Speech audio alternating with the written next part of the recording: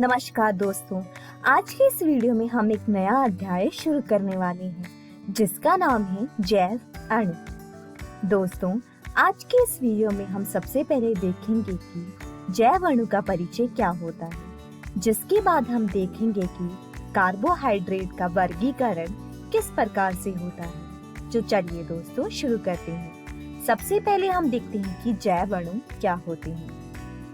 दोस्तों, वे कार्बनिक पदार्थ जो पेड़ पौधों व जीव जंतु की वृद्धि के लिए आवश्यक होते हैं, उन्हें जैव अणु कहा जाता है। दोस्तों, जैव तंत्र अनेक जटिल जैव अणु जैसे कि कार्बोहाइड्रेट, प्रोटीन, न्यूक्लिक अम्ल, लिपिड आदि से मिलकर बनते हैं। प्रोटीन तथा कार्बोहाइड्रेट हमारे भोजन के लिए आवश्यक होते हैं। जैव अणु आपस में अन्योन्य क्रिया करते हैं तथा जैव प्रणाली का आणविक आधार बनते हैं। विटामिन व खनिज लवण भी जीवों की कार्य प्रणाली में महत्वपूर्ण भूमिका निभाते हैं। तो दोस्तों, आज के इस वीडियो में हम इन्हीं जैव अणुओं का अध्ययन करेंगे। सबसे पहले हम देखते हैं कि कार्बोहाइड्रेट क्या होते हैं। दोस्तों, कार्बोहाइड्रेट का शाब्दिक अर्थ होता है कार्बन की हाइड्रेट। दोस्तों, कार्बोहाइड्रेट मुख्यतः पौधों द्वारा उत्पन्न किए जाते हैं। कार्बन, हाइड्रोजन, ऑक्सीजन से बने वे यौगिक जिसमें हाइड्रोजन व ऑक्सीजन का अनुपात 2.1 होता है, उन्हें कार्बोहाइड्रेट कहते हैं। कार्बोहाइड्रेट के कुछ सामान्य उदाहरण हैं शर्करा, ग्लूकोज, स्टार्च इत्यादि। दोस्तों, इसका सामान्य सूत्र CxH2O(Y) होता है, जहां पर X तथा Y संख्याएं समान तथा भिन्न भिन्न हो सकती हैं। अतः अंत में प्राय ओस लगाते हैं इसमें। कार्बोहाइड्रेट के कुछ उदाहरण हैं glucose, fructose, lactose, mannose, sucrose, maltose, lactose, cellulose इत्यादि। दोस्तों, कुछ यौगिकों में H व O का अनुपात 2.1 होता है, परंतु वे कार्बोहाइड्रेट नहीं होते हैं। उदाहरण के तौर पर एसिटिक अम्ल और लैक्टिक अम्ल।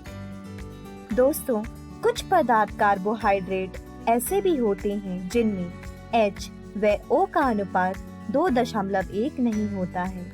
उदाहरण के तौर पर रेमनॉस।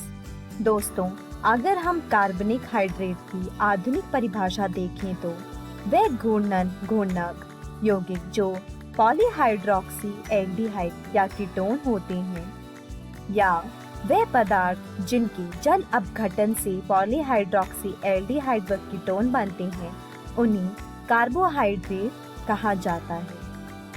दोस्तों, कार्बोहाइड्रेटों को सैकेराइड भी कहा जाता है। चलिए दोस्तों, अब हम आगे बढ़ते हैं और देखते हैं कि कार्बोहाइड्रेट का वर्गीकरण क्या होता है। दोस्तों, कार्बोहाइड्रेटों का वर्गीकरण जल अपघटन के उनके व्यवहार पर निर्भर करता है, जो कि 3 प्रकार के वर्गों में होता है, जिसमें पहला है मोनोसैकेराइड, दूसरा है ओलिगोसैकेराइड तथा तीसरा है पॉलीसैकेराइड।